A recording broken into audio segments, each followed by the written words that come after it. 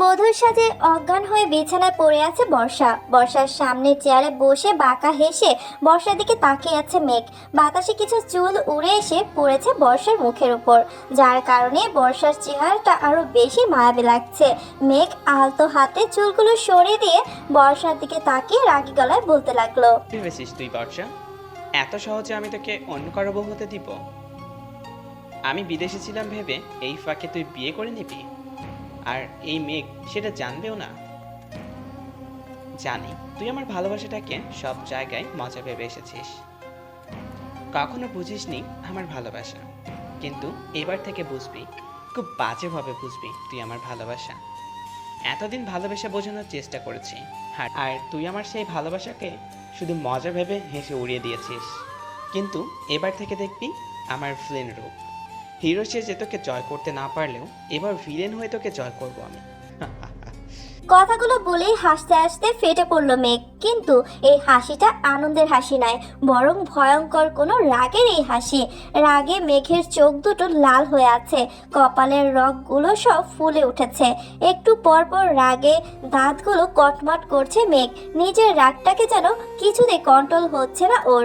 বর্ষার সামনে থেকে উঠে হাতের ফোনটা নিয়ে ব্যালকনিতে চলে গেল মেঘ। তারপর কাউকে একটা ফোন করে বলল, হ্যালো, আমি জানতে বলেছিলাম তাই এনেছো? জি। আমার তাহলে 140 নম্বর রুমে চলে আসো, আমি বর্ষাকে নিয়ে সেখানে আছি।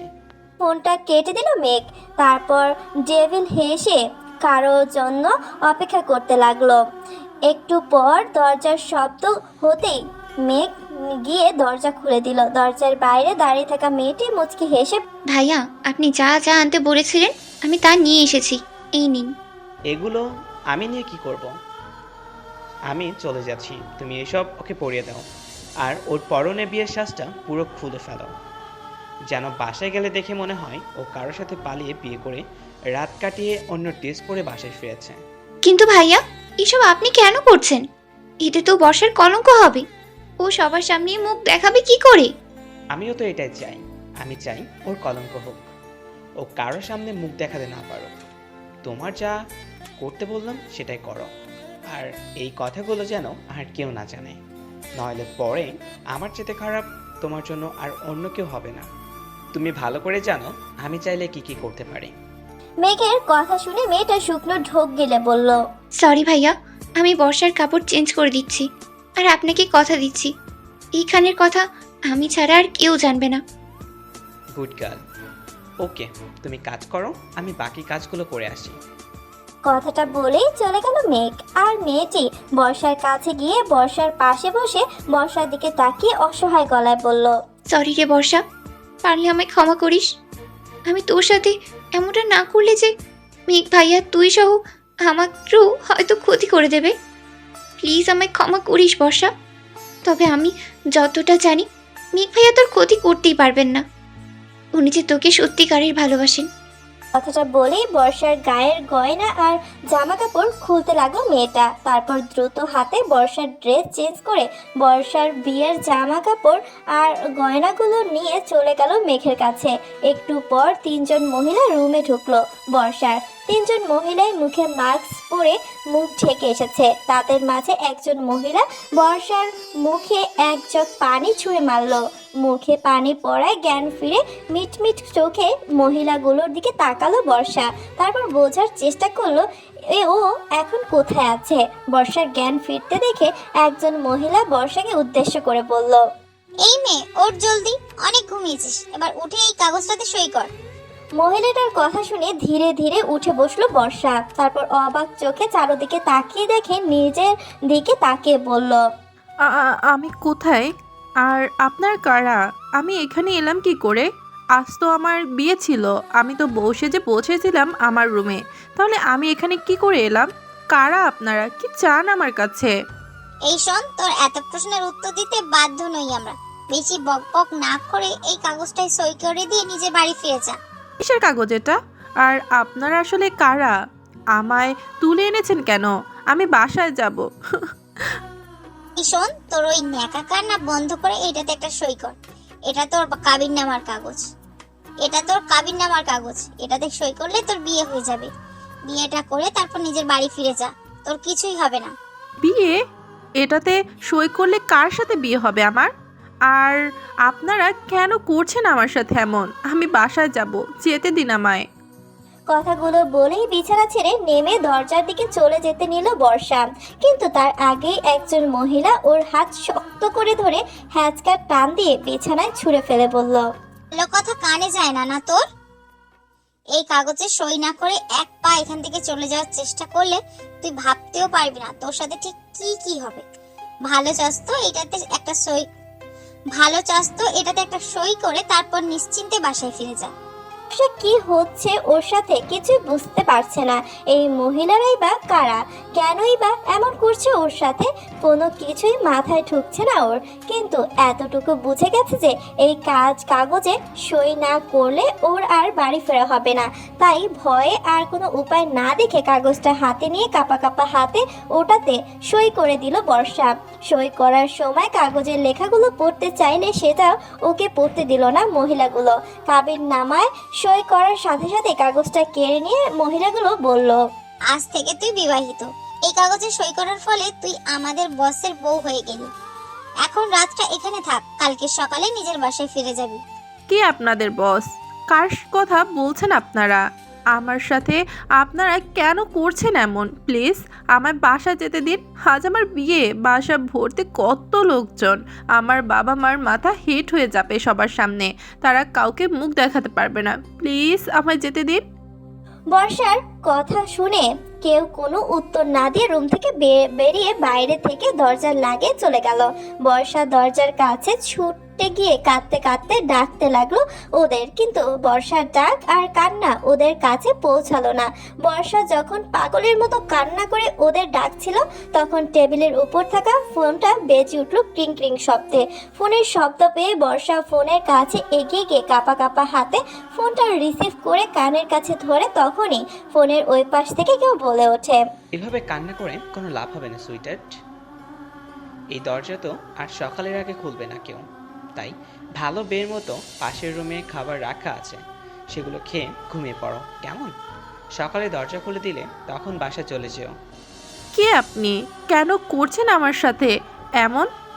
কি ক্ষতি করেছি আমি আপনার? প্লিজ আমায় বাসা যেতে দিন। আজ আমার বিয়ে, আমি বাড়ি না গেলে আমার বাবা মা কারো কাছে মুখ দেখাতে পারবে না। তোমার বিয়ে তো হয়ে গেছে জানেমান, একটু আগেই তো কাগজপত্রে সই করে তুমি বিয়ে করলে আমায়। এখন কথা না বাড়িয়ে লক্ষ্মী মেয়ের মতো চুপচাপ খাবার খেয়ে শুয়ে ঘুমিয়ে পড়ো। আর যদি কথা না শোনো তাহলে আজকে আমাদের বাসর রাত, তাই না? আমি কিন্তু ফুলসজ্জা করতে চলে আসবো, সেটা নিশ্চয়ই তোমার ভালো লাগবে না সোনা। ফোনের ওই পাশের ব্যক্তির কথা শুনে ফোনটা ছুঁড়ে মারলো বর্ষা, তারপর ফ্লোরে বসে পড়ে অঝরে কাঁদতে লাগলো। এদিকে সিসি ক্যামেরায় সব দেখছে মেঘ। বর্ষাকে এভাবে কাঁদতে দেখে মেঘ পাকা হেসে বলল, কাঁদ বর্ষা কাঁদ, আজ তোর কান্না দেখে ক্ষতবিক্ষত হব না এই মেঘের হৃদয়। তোকে তো এখন শুধু কাঁদতেই হবে। আমার সাথে বেইমানি করার ফল হাড়ে হাড়ে ভোগ করবি তুই। এবার থেকে বুঝতে পারবি তুই যে আমি ওর ভিলেন লাভার। সারা রাত কান্না করতে করতে কেটে গেল বর্ষার। ভোরের দিকে চোখ লেগে আসলে ফ্লোরে বসেই খাটের সাথে হেলান দিয়ে ঘুমিয়ে পড়ে বর্ষা। সকাল 9টা। হোটেলের কেয়ারটেকারের মহিলার ডাকে ঘুম ভাঙে বর্ষার। এই যে ম্যাডাম শুনছেন? ম্যাডাম আমি আপনাকে বলছি, আপনি কি শুনতে পাচ্ছেন? মহিলাটার ডাক শুনে ঘুম ঘুম চোখে মাথা তুলে মহিলাটির দিকে তাকায় বর্ষা। রুমে শুধু ওই মহিলা নয়, সাথে আরো অনেকেই উপস্থিত আছেন। হোটেলের ম্যানেজার বর্ষাকে তাকাতে দেখে বলে ওঠে, ম্যাডাম আপনি কি ঠিক আছেন? এভাবে ফ্লোরে বসে ঘুমাচ্ছেন কেন? আর আপনাকে নিয়ে যিনি এসেছিলেন উনি মানে আপনার হাজবেন্ড কোথায়? বর্ষা শুধু হাঁ করে তাকিয়ে সবাইকে দেখছে আর সবাই কথা শুনছে। ওর কানে যেন কোনো কথাই পৌঁছালো না। বর্ষার এমন অবস্থা দেখে ম্যানেজার আর বর্ষাকে কিছু জিজ্ঞেস না করে ওই কেয়ারটেকার মহিলাটিকে কি যেন বলে রুম থেকে বেরিয়ে গেলেন। ম্যানেজারের সাথে সবাই চলে গেল রুম থেকে, শুধু ওই মহিলাটি ছাড়া। এই যে ম্যাডাম দেখুন আমার দিকে, কি হয়েছে আপনার? আপনার বাসার ঠিকানা বলুন বা আপনার বাড়ি কারো ফোন নাম্বার দিন। আপনার অবস্থা আমাকে ভালো ঠেকাচ্ছে না। মহিলাটির কথা শুনে যেন এতক্ষণে হুঁশ এলো বর্ষার। বর্ষা একে একে মনে পড়ে গেল গতকালকে সব কথা। মনে পড়ার সাথে সাথেই বর্ষা আর এক মুহূর্ত দেরি না করে উঠে দাঁড়িয়ে দৌড়ে চলে গেল বাহিরের দিকে। বর্ষার পিছু পিছু ম্যাডাম ম্যাডাম বলে ডাকতে ডাকতে মহিলাটিও বের হলো, কিন্তু কোনো কাজই হলো না। মহিলাটার ডাক যেন কান পর্যন্ত পৌঁছালো না বর্ষার। বর্ষা দৌড়ে হোটেল থেকে বাইরে বেরিয়ে আর রাস্তার এসে দাঁড়ালো। ও ঠিক মতো চিনতেও পারছে না ও এখন কোথায় আছে। এদিকে সেদিকে তাকিয়ে কিছু চিনতে না পেরে ফুটপাত ধরে এক প্রকার দৌড়াতে লাগলো বর্ষা। রাস্তার লোকেরা সব অবাক চোখে তাকিয়ে আছে বর্ষার দিকে। সেদিকে ওর কোনো হেলদোল নেই। বেলা 12:55 বর্ষাকে ঘিরে ধরে দাঁড়িয়ে আছে বর্ষার বাবা মা সহ আত্মীয় স্বজন। বর্ষা একদম চুপচাপ হয়ে বসে আছে, ওর মুখে কোনো কথা নেই। আশেপাশে কিছু মহিলা এসে একে অপরকে বলাবলি করে বলছে, দেখছেন ভাবি কি নির্লজ্জ মেয়ে, কালকে বিয়ের আসর থেকে পালিয়ে গিয়ে আজকে আবার ফিরে এসেছে। কোন মুখে কে জানে। বলবেন না ভাবি, আজকালকার যুগের ছেলে মেয়েগুলোর কি আর লজ্জা শরম আছে নাকি? দেখেন গিয়ে, কালকে হয়তো কোনো নাগরের হাত ধরে পালিয়েছিল, সে হয়তো রাত কাটিয়ে ছেড়ে চলে গেছে, তাই এখন নির্লজ্জের মতো আবার ফিরে আসছে। আশেপাশে মানুষের এমন কথা শুনে অসুস্থ হয়ে পড়েছে বর্ষার বাবা আশরাফ খান। হঠাৎ সবাইকে ধমক দিয়ে বর্ষার বাবার সবচাইতে কাছের বন্ধু আহসান চৌধুরী বলে উঠলেন, আপনারা কি মানুষ নাকি অন্য কিছু? আপনারা খুব ভালো করে দেখতে পাচ্ছেন এখানকার অবস্থা। আপনারা ওদের প্রতিবেশী হিসাবে ওদের সান্ত্বনা দিয়ে সাহায্য করতে এগিয়ে আসবেন, তা না করে এইভাবে মিথ্যা অপবাদ দিচ্ছেন। আপনারা কি মানুষ নাকি অন্য কিছু? আহসান চৌধুরীর ধমককে সবাই চুপ করে গেল, কিন্তু সবার মধ্যে থেকে একজন লোক বলে উঠল, আহসান ভাই, আপনাকে আমরা সবাই অনেক সম্মান করি, সাথে আপনার বন্ধু আশরাফ খানকেও। কিন্তু আপনি বলুন, যে মেয়ে বিয়ের আসর থেকে পালিয়ে গিয়ে আবার পরের দিন বাড়ি ফিরে আসে, তা আবার অন্য পোশাকে, তাকে মানুষ কি বা বলবে? এদেরও আর দোষ কি? লোকটার কথা শুনে আশেপাশে সবাই ওনার সাথে যোগ দিল। এসব দেখে রাগ উঠে গেল আহসান চৌধুরীর। সে বর্ষার কাছে এগিয়ে গিয়ে বর্ষার বাহু ধরে ঝাঁকুনি দিয়ে বলল, বর্ষা মা, তোকে কেউ বিশ্বাস করুক বা না করুক, আমি তোকে বিশ্বাস করি। মেঘ যেমন আমার ছেলে, তেমন তুইও আমার মেয়ে। তোদের দুজনকে কখনো আলাদা চোখে দেখিনি আমি। তুই আমার সবকিছু খুলে বল মা, কি হয়েছিল তোর কালকে? বিয়ের আসর থেকে কোথায় গিয়েছিলিস তুই? আহসান চৌধুরীর কথা শুনে হু হু করে কেঁদে দিল বর্ষা। তারপর কাঁদতে কাঁদতে ফুপিয়ে ফুপিয়ে বলতে লাগলো, চাচু, বিশ্বাস করো, আমি কালকে বিয়ের আসর থেকে পালাইনি। কালকে যখন বর আসার কথা শুনে সবাই আমায় একা রুমে রেখে বর দেখতে যায়, তখন কেউ আমায় মুখে রুমাল জাতীয় কিছু একটা চেপে ধরে। তারপর আমার আর কিচ্ছু মনে নেই। যখন আমার জ্ঞান ফিরে তখন আমি নিজেকে একটা হোটেলের রুমে এই পোশাকে আবিষ্কার করি। আর আমার সামনে 3 জন মাস্ক পরা মহিলা ছিল। তারা আমায় দিয়ে একটা কাগজে সই করায় জোর করে, আর বলে তাদের বসের সাথে নাকি আমার কাবিন হলো। ওই কাগজটা একটা কাবিননামা ছিল, কিন্তু কাগজটার কোনো লেখাই ওরা আমায় পড়তে দেয়নি। তারপর ওরা আমায় রুমে আটকে রেখে চলে যায়। অনেক ডাকার পরও কেউ দরজা খোলেনি। সকালে যখন দরজা খোলে তখন আমি দৌড়ে সেখান থেকে পালিয়ে আসি, আর তখনই তোমরা আমায় খুঁজতে খুঁজতে রাস্তায় পাও। আমি তোর সব কথা বিশ্বাস করি বর্ষা। আমি জানি তুই কখনো মিথ্যা বলতে পারিস না। তুই কি সেই হোটেলটা দেখলে চিনতে পারবি বর্ষা? আমাকে নিয়ে যেতে পারবি সেই হোটেলে? হ্যাঁ, আমি চিনি তো, পারবো চাচু। আমায় যে রাস্তায় তোমরা পেয়েছো সেই রাস্তা ধরে একটু সামনে গেলেই সেই হোটেল। বর্ষার কথা শুনে আহসান চৌধুরী বর্ষার হাত ধরে দাঁড় করিয়ে বলল, চল বর্ষা, চল আমার সাথে। আমরা এক্ষুনি সেই হোটেলে যাব। ওখানে গেলে নিশ্চয়ই জানতে পারবো কে করেছে তোর সাথে এমন। কথাটা বলেই বর্ষার হাত ধরে বর্ষাকে নিয়ে আহসান চৌধুরী গাড়ি করে চলে গেলেন সেই হোটেলের উদ্দেশ্যে। 1 ঘন্টা পর গিয়ে পৌঁছালেন সেই হোটেলের সামনে। হোটেলের ভিতরে গিয়ে রিসেপশনে থাকা লোকটাকে জিজ্ঞেস করলে সে সরাসরি অস্বীকার করলো বর্ষার কথা। তারপর আহসান চৌধুরী হোটেলের ম্যানেজারকে ডাকলে সেও বর্ষার কথা অস্বীকার করে বলল সে বর্ষাকে আগে কখনো দেখেনি, আর কালকে বর্ষা এখানে আসেওনি। বর্ষা সবার এমন আচরণে অবাক হয়ে বলল, আপনারা কেন এভাবে মিথ্যে কথা বলছেন? আপনি তো আজ সকালে আমায় ডেকে জিজ্ঞেস করছিলেন আমার কি হয়েছে। আমি আপনাদের হোটেলের ওই দিকের একটি রুমে ছিলাম। কেন সব কথা অবিশ্বাস করছেন এভাবে আপনারা? দেখুন ম্যাম, আমার মনে হচ্ছে আপনার মাথায় কোনো সমস্যা হয়েছে। আমরা তো বলছি আপনাকে এর আগে আমরা কখনো দেখিনি, আর না আপনি এখানে এর আগে এসেছেন। আর ওই দিকের রুমের কথা বলেছেন, ওই দিকের সব রুমগুলো তো গত 7 দিন হলো সব বুক করা। তাহলে আপনি কখন এলেন? ম্যানেজারের কথা শুনে মাথায় হাত দিয়ে কাঁদতে কাঁদতে বসে পড়ল বর্ষা। এই অল্প কিছু সময়ের ব্যবধানে কি করে সবকিছু বদলে যেতে পারে কিছুই মাথায় ঢুকছে না ওর। বর্ষার এমন আচরণ দেখে আহসান চৌধুরী কিছু একটা ভেবে বর্ষাকে নিয়ে বাসায় ফিরে এলো। বাসায় ফিরতে আশেপাশের সব লোকজন এসে ঘিরে ধরলো বর্ষা আর আহসান চৌধুরীকে, আর একের পর এক প্রশ্ন ছুড়ে দিতে লাগলো ওদের দিকে। বর্ষা একাধারে কান্না করে যাচ্ছে, কিছু বলার ক্ষমতা হারিয়ে ফেলেছে ও। বর্ষার মা বাবাও জিজ্ঞাসা দৃষ্টিতে তাকিয়ে আছে আহসান চৌধুরীর দিকে।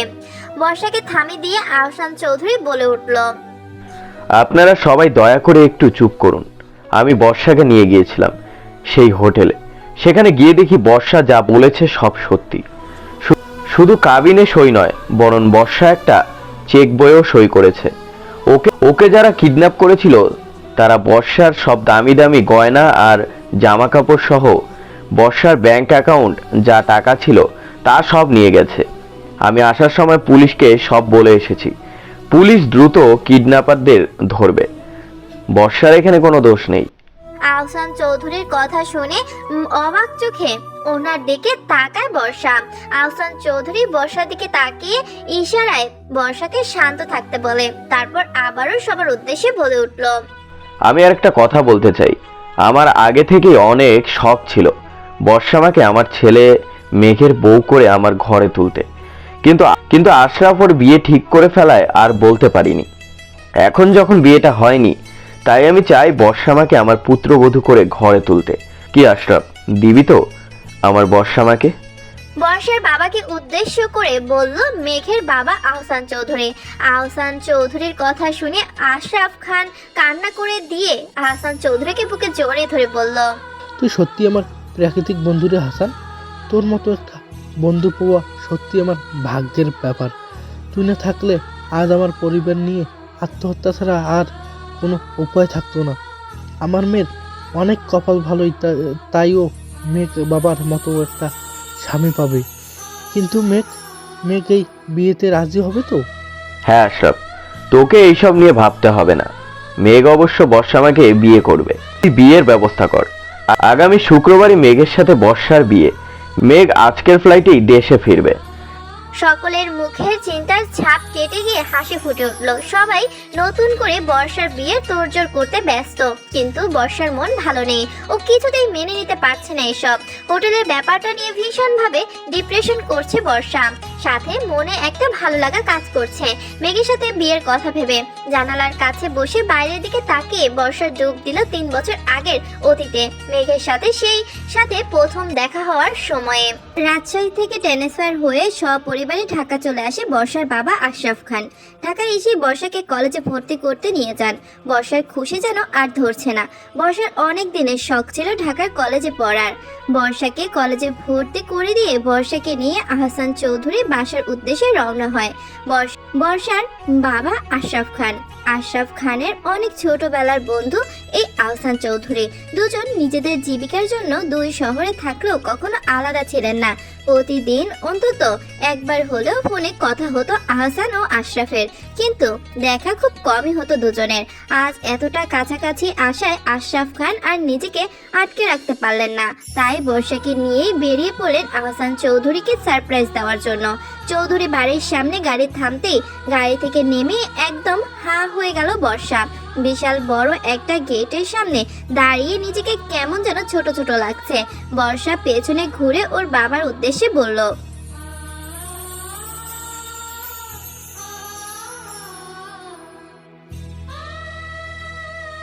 বর্ষার কথা শুনে আশরাফ খান মুচকি হেসে বর্ষার মাথায় হাত রেখে বললেন, ঠিক জায়গাতেই এসেছি রে মা। এটাই তোর আহসান চাচুর বাসা। চৌধুরী পরিবার বলে কথা, বড় লোক তো হবেই বল। চল মা, ভেতরে চল। কথাগুলো বলেই বর্ষাকে নিয়ে গেটের কাছে এসে নক করলেন আশরাফ খান। আশরাফ খানকে দেখে গেটের দারোয়ান রহিম ব্যাককেল মার্কা হাসি দিয়ে বলল, ভালো আছেন স্যার? আপনাকে অনেক দিন পর দেখলাম। আপনার সাথে এই ডাকে আপনার মেয়ে নাকি? এটা আমার মেয়ে বর্ষা, আর আমি ভালো আছি। এখন বলো, হাসান কি বাসায় আছে? জি স্যার, বড় স্যার বাসাতেই আছেন, আপনারা ভিতরে আসবেন। দারোয়ানের সাথে কথা বলে বাসার ভিতরে গেল আশরাফ খান আর বর্ষা। গেটের ভিতরে ঢুকেই যেন আরো বেশি অবাক হলো বর্ষা। বাইরে থেকে বাড়িটা যতটা সুন্দর আর বড় মনে হয়েছিল, ভেতরটা তার চাইতেও 10 গুণ সুন্দর ও বড়। গেট দিয়ে ভেতরে ঢোকার পর মাঝখান দিয়ে রাস্তা, আর দুই পাশে রং বেরঙের ফুল গাছ। ডান পাশের ফুল গাছগুলোর মাঝখানে রয়েছে বড় একটা দোলনা, আর সেই দোলনা থেকে একটু সামনে যেতেই খুব সুন্দর একটা সুইমিং পুল। সেই সুইমিং পুলের ওই পাশে রয়েছে হেলান দিয়ে বসে থাকার জন্য চেয়ার, তার উপর ছায়া হয়ে দাঁড়িয়ে আছে বড় একটি ছাতা।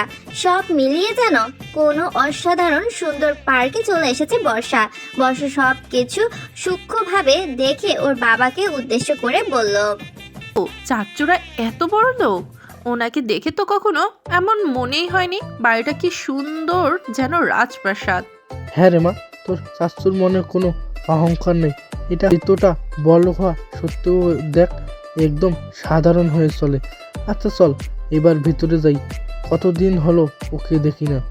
আব্বু তুমি ভিতরে যাও, আমি একটু এখানে থাকি না আব্বু, প্লিজ প্লিজ প্লিজ।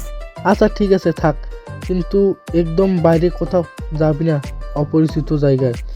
যাবো না আব্বু, তুমি যাও, আমি এখানেই আছি। বর্ষাকে রেখে আশরাফ খান ভেতরে চলে যায়, আর বর্ষা গিয়ে বসে পড়ে দোলনায়। দোল খেতে খেতে খলখলিয়ে হাসছে বর্ষা।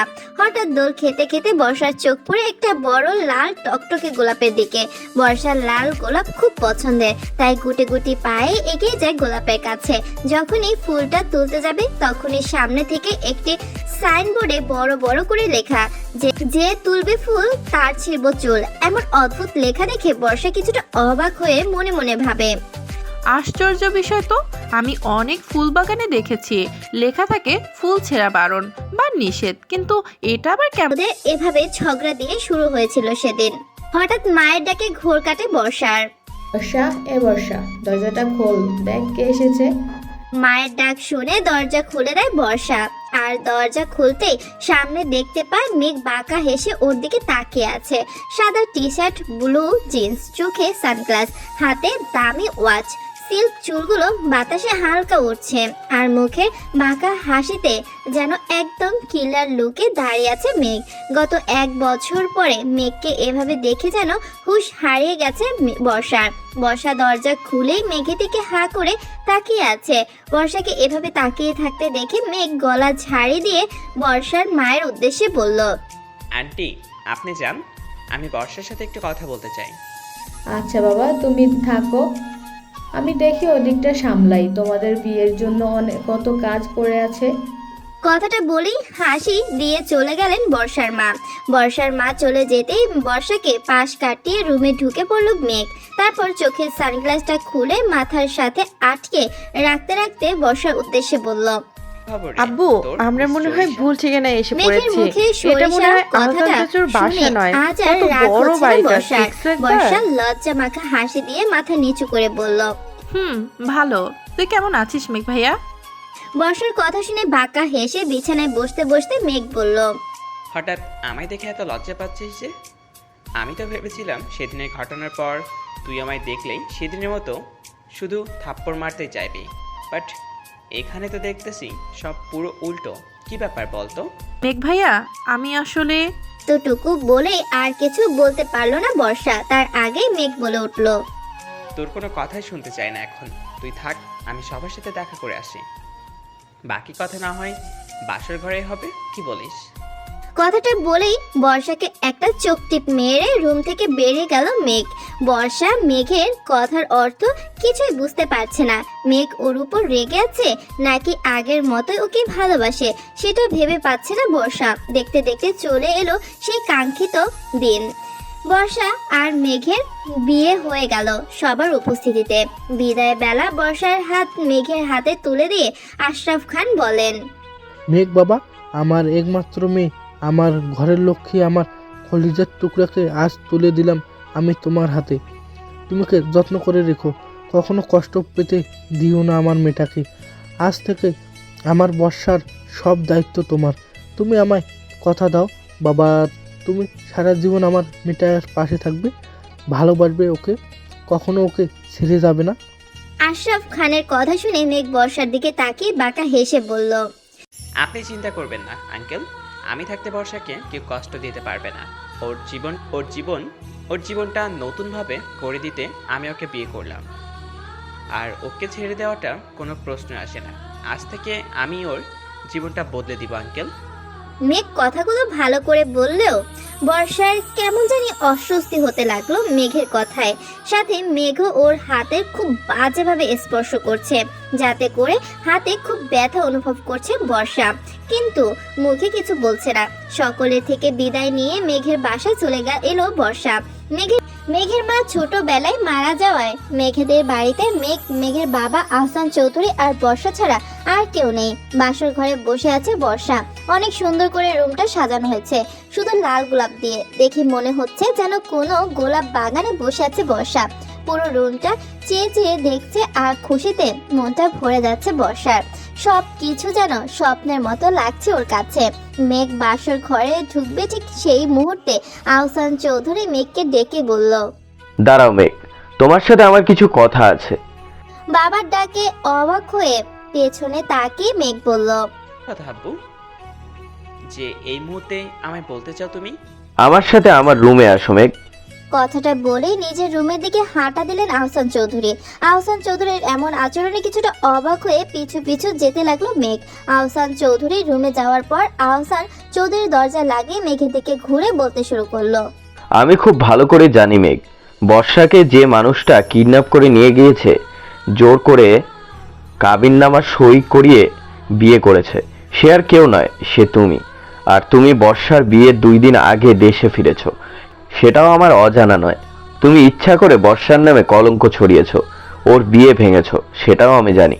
তবে আমি এটা জানি না যে তুমি কেন ওর সাথে এমনটা করেছো। কিন্তু আমি আমার ছেলেকে বিশ্বাস করি, তাই আমি কখনোই চাই না আমার ছেলে ভালো মানুষের আড়ালে কখনো কোনো অমানুষ হয়ে থাকুক। তুমি যখন এই বাড়ি থেকে বিদায়ের সময় আশরাফের কাছে বর্ষার ব্যাপারে কথাগুলো বলেছিলে, তখন আর কেউ না বুঝলেও আমি বুঝতে পেরেছি তোমার কথাগুলোর ভালোর আড়ালে রাগ লুকিয়েছিল। তুমি অবশ্য কোনো না কোনো কারণে বর্ষার সাথে খুব খারাপ কিছু করতে চাইছো। আমি জানি তুমি বর্ষাকে ভালোবাসো, কিন্তু কি কারণে তুমি বর্ষার মায়ের সাথে এমন করেছো সেটা আমি জানি না। তবে শুনে রাখো মেঘ, বর্ষার উপর তুমি যদি কোনো প্রকার অন্যায় বা অত্যাচার করো, আমি কিন্তু ছেলে বলে তোমায় ছেড়ে দিব না। তুমি যেমন আমার একমাত্র ছেলে, তেমনি বর্ষাও আমার বৌমা নয়, আমার মেয়ে। তাই আমার মেয়ের যদি তোমার জন্য কোনো প্রকার কষ্ট হয়, আমি কিন্তু সেটা মেনে নেব না। আশা করি তুমি আমার কথাগুলো বুঝতে পেরেছো মেঘ। এখন তুমি নিজের রুমে যেতে পারো। মনে রেখো, একটি মেয়ে নিজের সর্বস্ব ত্যাগ করে একটি ছেলের ঘরে বউ হয়ে আসে, তাই তার কোনো প্রকার কষ্ট যেন না হয়, তার দায়িত্ব কিন্তু ছেলেটার নিতে হয়। আহসান চৌধুরীর কথাগুলো এতক্ষণ মাথা নিচু করে সব শুনছিল মেঘ। তারপর কোনো উত্তর না দিয়ে চলে যেতে নিল মেঘ। আর তখনই আহসান চৌধুরী মেঘকে আবারও ডেকে বলল, আরেকটা কথা মেঘ, আমি কাল সকালে বিজনেসের কাজে দেশের বাইরে যাচ্ছি। আমি ফিরতে ফিরতে হয়তো 3 মাস পর ফিরব। আমি যেন দেশে ফিরে আমার বর্ষা মাকে সুখী দেখতে পাই তোমার সাথে, কথাটা মনে রাখো। বাবার কথা শুনে কোনো উত্তর না দিয়ে রুম থেকে বেরিয়ে এলো মেঘ। তারপর বাইরে বেরিয়ে একটা টেবিল হাসি দিয়ে মনে মনে বলল, তুমি তো আমার কাজটা আরো বেশি সহজ করে দিলে আব্বু। তুমি 3 মাস বাসায় থাকবে না, বর্ষা আর আমি একা থাকবো। এর চাইতে ভালো সুযোগ আর কি হতে পারে? কথাগুলো ভেবেই বড় একটা গোলাপ হাতে নিজের রুমের দিকে হাঁটা শুরু করলো মেঘ। এদিকে প্রায় 2 ঘন্টা হলো বাসর ঘরে একা একা বসে আছে বর্ষা মেঘের অপেক্ষায়। এতক্ষণ এক টানা বসে থাকার কারণে কোমরে কিছুটা ব্যথা অনুভব হচ্ছে ওর। হঠাৎ দরজা লাগানোর শব্দে ঘোর কাটে বর্ষার। মেঘকে রুমে আসতে দেখে সালাম দেয় বর্ষা। মেঘ বর্ষার সালামের উত্তর নিয়ে বর্ষার পাশে এসে বসে। বর্ষার মাথার ঘোমটাটা সরিয়ে বর্ষার থুতনিতে হাত রেখে মুখটা একটু উঁচু করে বলে ওঠে, মন সঙ্গ সেজে বসে আছিস কেন রে সরিষা? তোকে কি আমি আজকে প্রথম দেখছি? মেঘের এমন কথা শুনে অবাক হয়ে মেঘের দিকে তাকায় বর্ষা। বর্ষাকে অবাক হতে দেখে বর্ষার দিকে হাতের ফুলটা এগিয়ে দিয়ে মেঘ বলে, তুই গোলাপ খুব পছন্দ করিস তাই না রে সরিষা? এই নে, এইটা তোর জন্য। বাসর ঘরে বউকে কিছু দিব না, তা কি হয় বল? মেঘের কথাগুলো কেন জানি খুব অস্বস্তি লাগছে বর্ষার। তবুও হাত বাড়িয়ে মেঘের হাত থেকে গোলাপ ফুলটা নিতে যায় বর্ষা। আর তখনই বর্ষার দুটি আঙুলে গোলাপের কাঁটা ঢুকে অনেকটা কেটে যায়। বর্ষা শব্দ করে হাতটা সরিয়ে নেয়। গল গল করে রক্ত পড়তে থাকে বর্ষার আঙুল থেকে। বর্ষার আঙুলের রক্ত দেখে মেঘ ফুলটা টেবিলের উপর রেখে বলে, ইস, খুব লেগেছে তাই না রে? আসলে কি বলতো, কথায় আছে না, গোলাপ তুলতে গেলে কাটা খেতে হয়। তোর ঠিক তাই হয়েছে। তুই বস, আমি মলম লাগিয়ে দিচ্ছি। কথাটা বলেই উঠে গেল বর্ষা। একটু পর কিছু একটা হাতে করে এনে বর্ষার কাটা হাতটা শক্ত করে ধরে তাতে লাগিয়ে দিল। মেঘের হাতের জিনিসটা কাটা জায়গায় লাগানোর সাথে সাথে জ্বালা পোড়ার চিৎকার করতে নিল বর্ষা। আর তখনই মেঘ বর্ষার মুখটা চেপে ধরে দাঁতে দাঁত চেপে বলল, খবরদার বলছি, চিৎকার করবি না একদম। চিৎকার করলে তুই ভাবতেও পারবি না আমি তোর সাথে কি কি করব। খুব জ্বালা করতেছে তাই না রে? করবি তো, কারণ এটা তো মলম নয়, এটা তো মরিচের গুঁড়া লাগিয়ে দিয়েছি আমি। খুব শখ তোর তাই না আমার মতো বড়লোকের ছেলের বউ হওয়ার? আজ থেকে তোর জীবনটা নরকে পরিণত করার দায়িত্ব আমার। যতটা কষ্ট গত 1 বছরে আমি তোর জন্য পেয়েছি, তা সুদে আসলে তোর থেকে আদায় করব আমি। আজকে তো এটা শুধু নমুনা ছিল মাত্র। নিজেকে প্রস্তুত কর আগামী দিনের জন্য। কথাগুলো বলেই বর্ষার মুখটা ছেড়ে দিল মেঘ। বর্ষার চোখ দিয়ে বেয়ে গড়িয়ে পড়ছে অঝোর ধারায় পানি। হাতের কাটা জায়গাটায় যেন কেউ আগুন লাগিয়ে দিয়েছে। গলা কাটা মুরগির মতো ছটফট করছে বর্ষা, কিন্তু মেঘের ভয়ে চিৎকার করতে পারছে না ও। বর্ষা মেঘের সামনে থেকে নেমে দৌড়ে ওয়াশরুমে চলে গেল। তারপর কলের নিচে নিজের হাতটা ধরে পানি দিয়ে ধুতে লাগলো আর অঝরে কান্না করতে লাগলো। ওয়াশরুমে চলে যেতেই মেঘ ওই গোলাপ ফুলটা বাম হাতে দুমড়ে মুচড়ে ফেললো। এমন করায় গোলাপের কাঁটাগুলো সব মেঘের হাতের মধ্যে খুব বাজেভাবে ঢুকে রক্ত পড়তে লাগলো। কিন্তু সেদিকে মেঘের কোনো খেয়াল নেই। মেঘ মনে মনে বলতে লাগলো, কেন বর্ষা, কেন কেন সেদিন আমার ভালোবাসাটা বুঝলে না? আমার ভালোবাসা না বুঝে তুই আমার সাথে এমনটা করেছিলি যে আমি কখনো একটা ফুল টোকাও দিতাম না তোর শরীরে। সেই আমি আজ তোকে কতটা কষ্ট দিচ্ছি। কেন বাধ্য করলি তুই তোর সাথে এমনটা করতে? তোর কষ্ট দিলে যে তার সাথে বেশি কষ্ট আমার হয়, এইখানটাই হয়। কেন বুঝলি না আমার সেদিনে? তুই করে পারলি তুই আমার সাথে ওরকমটা করতে বর্ষা? কি করে? আমি তো তোকে ছাড়বো না বর্ষা। যেভাবে গত 1 বছর আমি তিলে তিলে শেষ হয়েছি, ঠিক একইভাবে আমি তোকেও শেষ করব। তোকেও বোঝাবো আমি বিনা দোষে নিজের ভালোবাসার মানুষের কাছে কষ্ট পেতে কতটা খারাপ লাগে, কতটা যন্ত্রণা হয়। কথাগুলো ভেবেই নিজেকে শক্ত করে হাতের ফুলটা নিয়ে জানালা দিয়ে ছুঁড়ে ফেলে দিল মেঘ। তারপর বর্ষা বের হওয়ার আগেই নিজের হাতে কাটা জায়গাটা রক্ত পরিষ্কার করে ফেললো, যাতে করে বর্ষা বুঝতে না পারে। একটু পর চোখের পানি মুছে ওয়াশরুম থেকে বেরিয়ে এলো বর্ষা। ওয়াশরুম থেকে বেরিয়ে দেখলো মেঘ ফ্লোরে একটি বালিশ আর একটা চাদর ফেলে রেখে উপরে অন্যদিকে ঘুরে ঘুমিয়ে আছে। বর্ষার আর বুঝতে বাকি রইল না যে মেঘ ওকে বিছানায় ঘুমাতে দেবে না। তাই বর্ষা আর সময় নষ্ট না করে নিচে ফ্লোরের বিছানা করে ঘুমিয়ে পড়লো। সকালে খুব ভোরে ঘুম ভাঙলো বর্ষার। বর্ষা ঘুম থেকে উঠে দেখলো মেঘ এখনো ঘুমিয়ে আছে। বর্ষা বিছানা ছেড়ে উঠে ওয়াশরুমে চলে গেল ফ্রেশ হতে। বর্ষা খেয়াল করলো আশ্চর্যজনকভাবে ওর হাতের কাটা জায়গায় আর একটুও ব্যথা নেই। কাটা জায়গাটা এক রাতের মাঝে অনেকটা শুকিয়ে গেছে। বর্ষা সেদিকে পাত্তা না দিয়ে অজু করে এসে নামাজ পড়ে নিল। নামাজ শেষ করে রুম থেকে বাইরে বের হতে যাবে তখনই বর্ষাকে ডাক দিল মেঘ। এই সরিষা, এদিকে আয় তো। মেঘের ডাক শুনে ঘুরে দাঁড়ালো বর্ষা। মেঘের দিকে তাকিয়ে দেখলো মেঘ চোখ বন্ধ করে আছে। বর্ষা মনের ভুল মনে করে আবারও দরজার দিকে পা বাড়ালো। আর তখনই মেঘ আবার বলে উঠলো, রাতের কথা কি ভুলে গেছিস নাকি? আমি ডাকার পরও আবার চলে যাচ্ছিস কোন সাহসে? এদিকে আয় আমার কাছে। মেঘের কথা শুনে ভয়ে ঠকিল বর্ষা।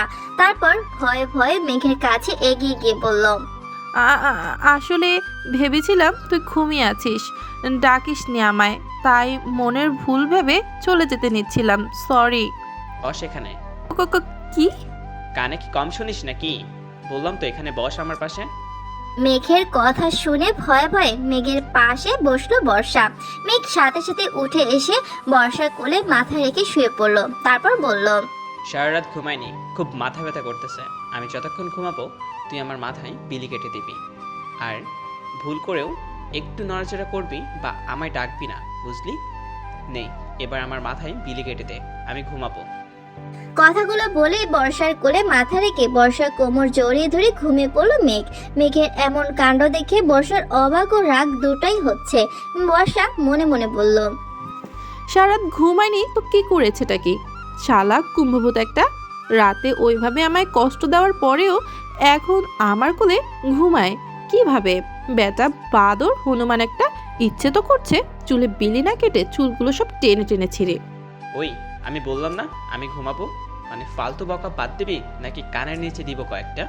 মেঘের কথা শুনে বড় বড় চোখ করে তাকালো বর্ষা। তারপর মনে মনে বলল, কি শয়তান ছেলে রে বাবা, মনে মনে একটু বকা দিতেও শান্তি নেই, সব সময় কি করে সব শুনে নেয় কে জানে। কথাগুলো ভেবেই মেঘের ঘুমন্ত মুখের দিকে তাকিয়ে মেঘের মাথায় হাত বুলিয়ে বিলি কেটে দিতে লাগলো বর্ষা। মেঘের ঘুমন্ত মুখটা দেখে যেন সব রাগ চলে গেছে বর্ষার। বর্ষা মেঘের মুখের দিকে তাকিয়ে থাকতে থাকতে ডুব দিল অতীতে। সেদিন কলেজের প্রথম দিন ছিল বর্ষার। বর্ষা খুব এক্সাইটেড ছিল কলেজ লাইফ নিয়ে। সকাল সকাল ঘুম থেকে উঠে ফ্রেশ হয়ে খাওয়া দাওয়া করে কলেজের জন্য রেডি হয়ে নেয় বর্ষা। লাল রঙের একটা গাউন, মাথায় সুন্দর করে হিজাব পেঁচিয়ে ঠোঁটে হালকা লিপস্টিক দেয় বর্ষা। চোখে গাঢ় করে কাজল দিয়ে রেডি হয়ে বেরিয়ে পড়ে কলেজের উদ্দেশ্যে। একটা রিক্সা নিয়ে চলে যায় কলেজে। কলেজের গেটে নেমে ভাড়া মিটিয়ে কলেজের ভেতরের দিকে তাকিয়ে বড় একটা শ্বাস নেয় বর্ষা। বর্ষার খুব নার্ভাস লাগছে। একে তো কলেজে আজ প্রথম দিন, তারপরও একটু থাকলে হয়তো প্রাণটা বেরিয়ে যেত।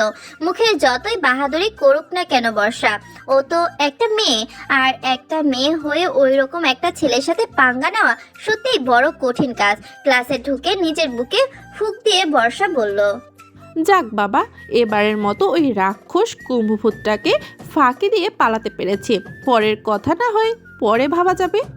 কথাগুলো ভাবতে ভাবতে একটা বেঞ্চে গিয়ে বসলো বর্ষা। বর্ষার পাশ থেকে একটি মেয়ে বর্ষার দিকে হাত বাড়িয়ে দিয়ে বলল, হাই, আমি তমা, আর তুমি?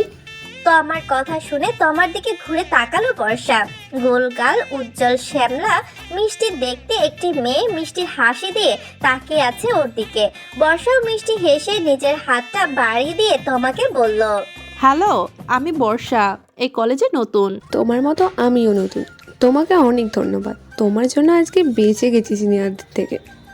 আমার জন্য বেঁচে গেছো মানে? আমি এবার তোমায় কিভাবে বাঁচালাম? তুমি যদি তখন ওই সিনিয়রদের কাছে না যেতে, ওদের সাথে ঝগড়া না করতে, তাহলে আমাকে ওদের সামনে নাচতে হতো। অনেক বিরক্ত করছিল ওরা। তুমি আসায় আমাদের ছেড়ে তোমাকে ধরে। তবে যে ভাইয়াটা তোমার সাথে ঝগড়া করছিল, ওই ভাইয়াটা আমাদের কিছু বলেন, উনি মনে হলো ভাইলোই, বাট তোমার সাথে অমন করলো কেন বুঝলাম না। ওই খাটাস কুম্ভভূতটাকে তুমি ভালো বলছো তমা? ওইটা একটা রাম বচ্চাত, বেটার সাথে দেখা হওয়ার পর থেকেই আমায় জ্বালিয়ে মারছে। আপদটার জন্য কলেজে এসেও শান্তি নেই, এখানেও হাজির।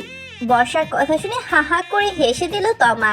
তারপর হাসি থামিয়ে বলল, তো খুব সুন্দর করে কথা বলো আর খুব দুষ্টুও মনে হচ্ছে। আমরা কি বেস্ট হতে পারি? আমার কিন্তু এখানে পরিচিতি কেউ নেই। হতেই পারি, বাট আমার একটা শর্ত আছে। কি শর্ত? এখন থেকে আর কোনো তুমি বা আপনি নয়, জাস্ট তুই করে কথা বলতে হবে। ওকে, ডান। এবার বল, বাসায় কে কে আছে তোর? আমি আমার একমাত্র আম্মু আর একমাত্র আব্বু, আর আমি তাদের একমাত্র কিউটের টিপা মাইয়া।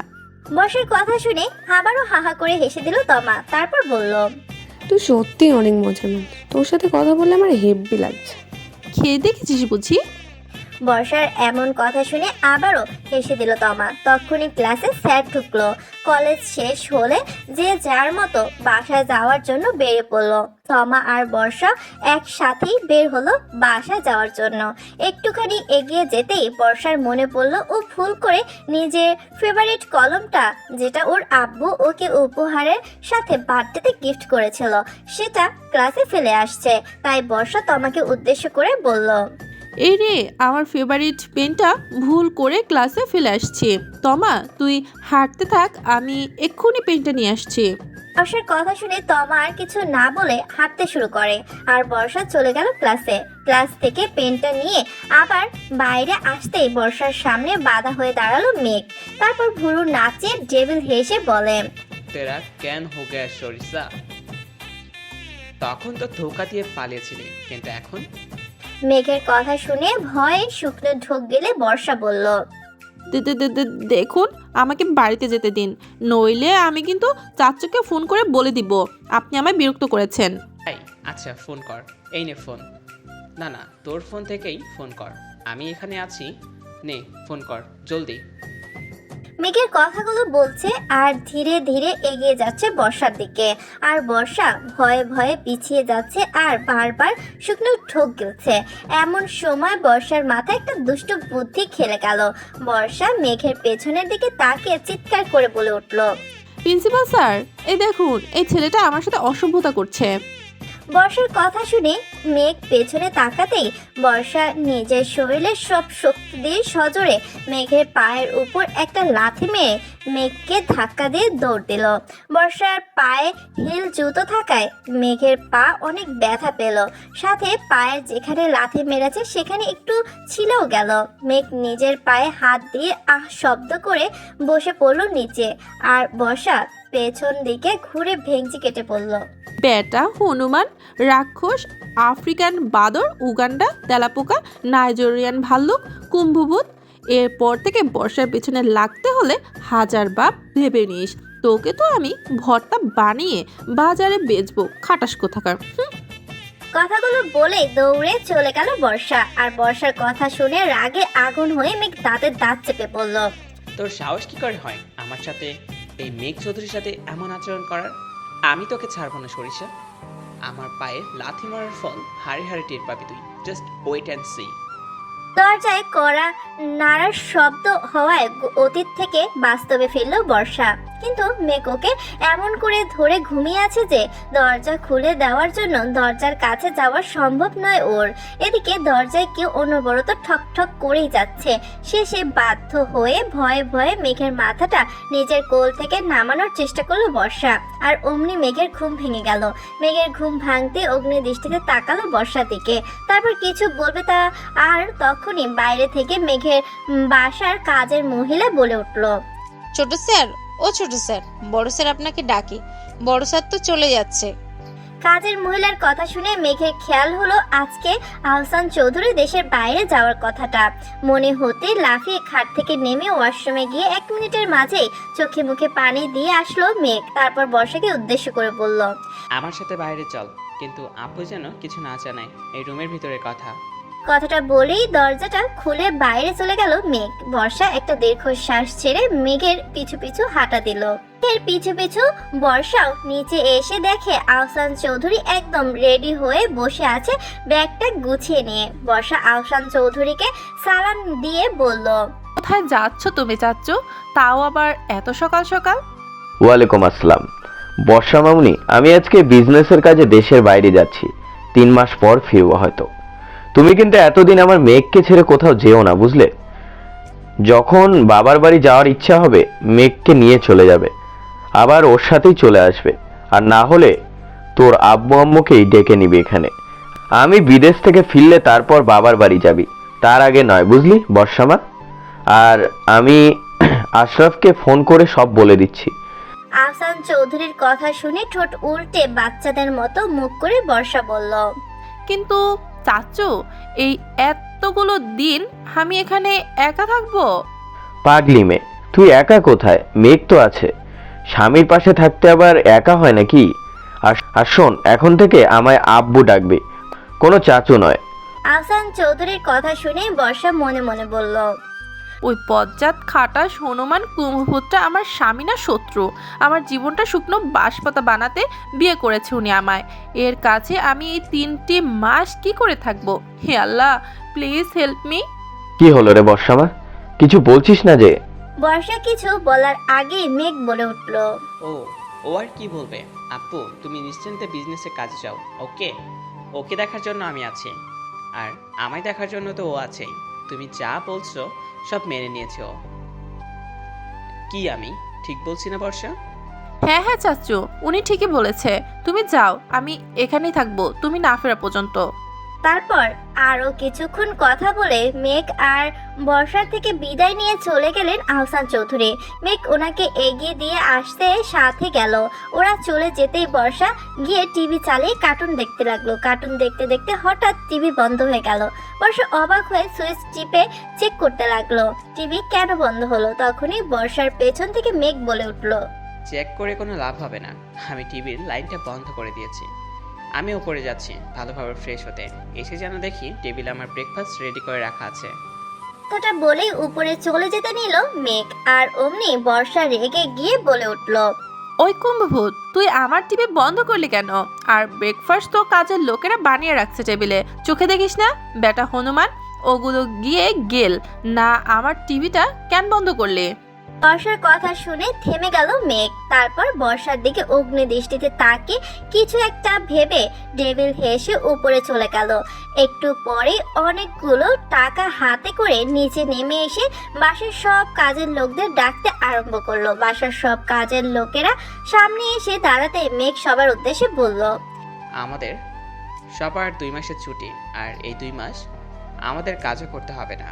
এই নাও সবার 2 মাসের অগ্রিম বেতন। তোমরা এখনই সবাই যে যার বাড়িতে চলে যাও।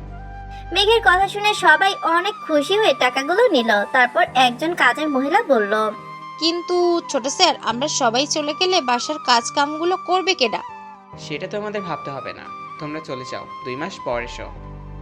আর হ্যাঁ, যাওয়ার আগে আজকে সকালে যে সব রান্না করেছো সব নিয়ে যেও। কথাটা বলেই সবাইকে টাকা দিয়ে উপরে চলে গেল মেঘ। কাজের লোকগুলো খুশি হয়ে যে যার মতো ব্যাগ গুছিয়ে নিয়ে চলে গেল। শুধু গেটম্যান আর মালি থাকলো। বর্ষা এতক্ষণ চুপ করে দাঁড়িয়ে অবাক হয়ে এসব দেখছিল।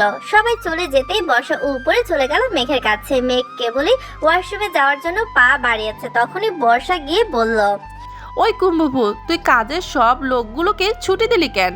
এখন বাসায় এই এত কাজগুলো কে করবে? বর্ষার কথা শুনে থেমে গেল মেঘ। তারপর বর্ষার দিকে না তাকিয়ে বলল, আজ থেকে বাসার সব কাজ তুই করবি। কি? আমি কি তোর চাকর নাকি যে আমি কাজ করব? আমি কিছু করব না। বর্ষার কথাটা বলতেই মেঘ বর্ষার কাছে এগিয়ে গিয়ে বর্ষার এক হাত মুচড়ে ধরে পেছনে ঘুরে দেওয়ালের সাথে চেপে ধরে রাগী গলায় বলল, কি বললি তুই? সাহস থাকলে আরেকবার বলে দেখ, জিপ টেনে ছিঁড়ে ফেলবো আমি। আজ এই মুহূর্তে থেকে আমি যা বলবো তুই তাই করবি, আর আমার কথার অবাধ্য হওয়ার চেষ্টা করবি তো তুই ভাবতেও পারবি না আমি তোর কি হাল করব। আর ভুল করেও আমার আর এই তুই করে কথা বলার চেষ্টা করবি না, আমায় আপনি করে বলবি, বুঝলি? কথাটা বলে বর্ষার হাত ছেড়ে দিতেই বর্ষা মেঘের দিকে ঘুরে চিৎকার করে বলে উঠল, আমি কোনো কথা শুনবো না তোর। কুম্ভভূত, তোর সাহস হয় কি করে? আর বলতে পারলো না বর্ষা, তার আগে সজোরে একটা থাপ্পড় মেরে দিল মেঘ ওর গালে। থাপ্পড় খেয়ে তাল সামলাতে না পেরে মুখ থুবড়ে ফ্লোরে গিয়ে পড়লো বর্ষা। বর্ষা পড়ে যেতে মেঘ দৌড়ে গিয়ে বর্ষার চুলের মুঠি ধরে নিজের দিকে বর্ষার মুখটা উঁচু করে ধরে দাঁতে দাঁত চেপে বলল, ওই আমার কথা কি কানে যায় না তোর? নাকি তুই আমাকে এই 1 বছর আগেই মেঘ ভাবছিস? তাহলে শুনে রাখ, 1 বছর আগে তুই যে হাসি খুশি শান্ত মেঘকে জানতিস, তাকে তুই সেদিন নিজের হাতে খুন করেছিস। আর এখন তোর সামনে যে মেঘ চৌধুরী দাঁড়িয়ে আছে সে হলো হিংস্র।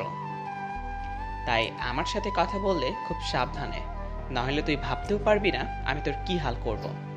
কথাগুলো বলেই বর্ষার চুল ঝাড়ি মেরে ছেড়ে দিল মেঘ। তারপর ওয়াশরুমে যেতে যেতে বলল, আমি ফ্রেশ হয়ে এসে জানো নিচে দেখি টেবিলে আমার ব্রেকফাস্ট রেডি করা। না হলে আমার কথা অমান্য করার ফল কিন্তু খুব খারাপ হবে। কথাটা বলেই ওয়াশরুমে ঢুকে ঠাস করে দরজা লাগিয়ে দিল মেঘ। বর্ষা গালে হাত দিয়ে নিচ থেকে উঠে দাঁড়িয়ে কাঁদতে কাঁদতে নিচে চলে গেল। আজকে সত্যি ওর কাছে মেঘকে অচেনা লাগছে। যে মেঘ কখনো ওর গায়ে হাত তোলা তো দূরের কথা, কখনো ওকে কেউ বাজে কোনো কথা বললে তার অবস্থা খারাপ করে দিত, আর আজ কিনা সেই মেঘ ওকে এভাবে মারলো। কথাগুলো ভাবতেই শুধু কান্না পাচ্ছে বর্ষার চোখ মুছে কিচেনে চলে গেল। তারপর ভাবতে লাগলো কি বানাবে ব্রেকফাস্টের জন্য। ও তো কোনো রান্নাই জানে না। বাসায় থাকতে শখ করে আম্মুর সাথে কয়েকটা রকমের পিঠা বানাতো শুধু, আর নুডলস রান্না করেছে কয়েকবার। নুডলসের কথা মনে পড়তেই হাসি ফুটে উঠলো বর্ষার মুখে।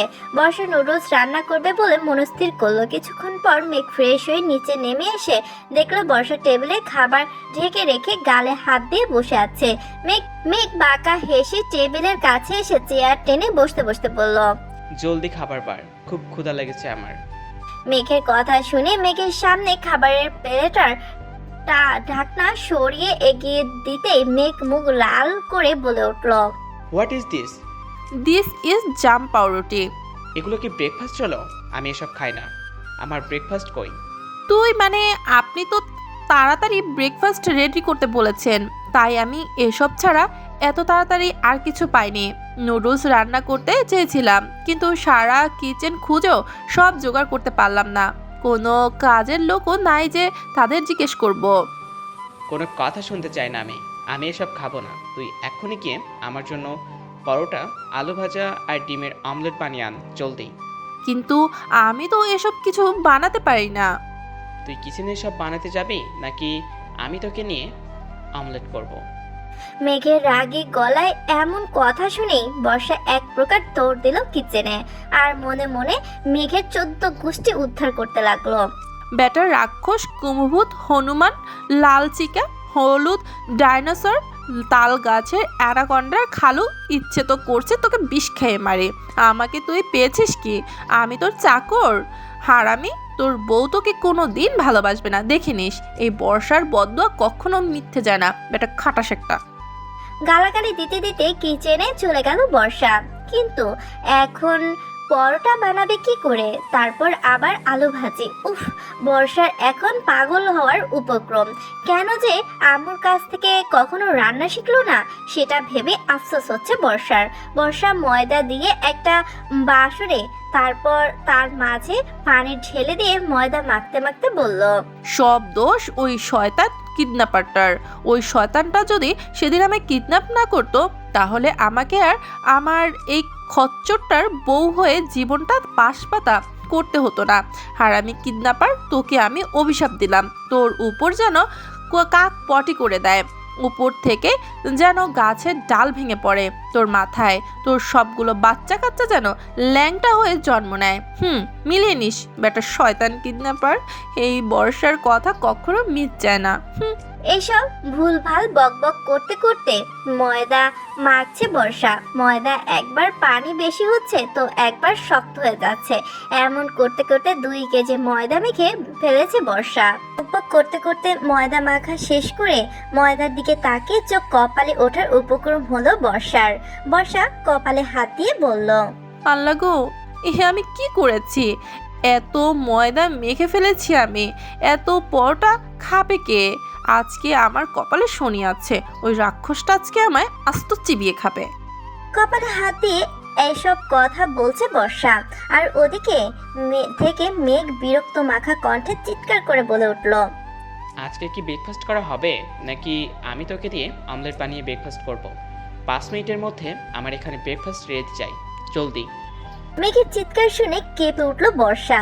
তারপর তাড়াতাড়ি আর কিছু না ভেবে 2টা পরোটা আর একটা ডিম দিয়ে অমলেট বানিয়ে নিয়ে হাজির হলো মেঘের সামনে।